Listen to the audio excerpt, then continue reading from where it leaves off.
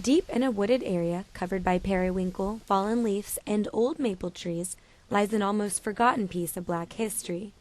Shady Grove Cemetery used to be a place where families gathered in sorrow, in happiness, and even as a place to learn.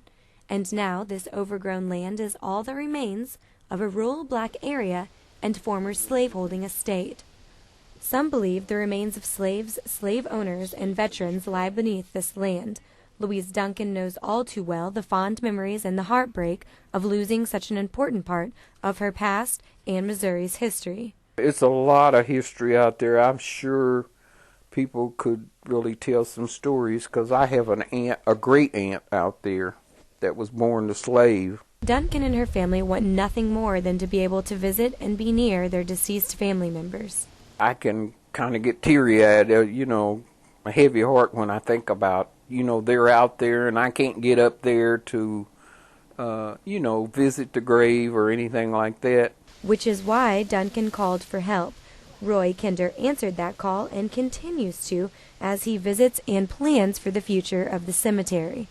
I thought it would be quite a challenge to undertake at least coordinating those that will come and help. And we've had people volunteer, and we've already had a number of donations that have been sent in. Duncan remembers the days that her father and grandfather were the sextons or caretakers of the cemetery, dedicating countless hours and manpower to make sure history lived on.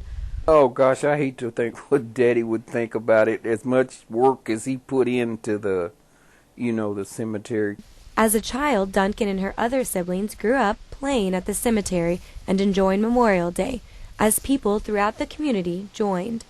Duncan even remembers an all-Black school that sat out front of the cemetery, attracting Blacks from many different parts of Missouri.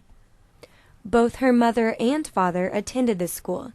It closed around the 1920s due to a drop in attendance, and around the 1930s and 40s, the abandoned school began to fall apart.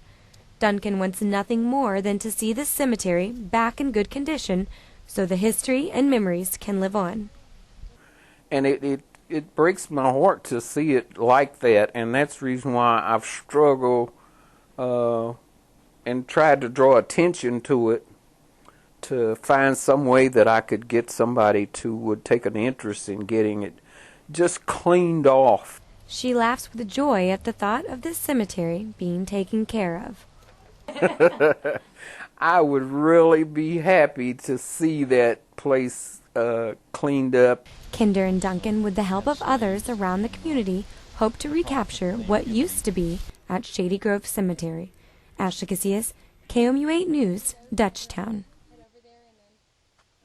I would like to interview you. Oh, okay. Just kind of, sure.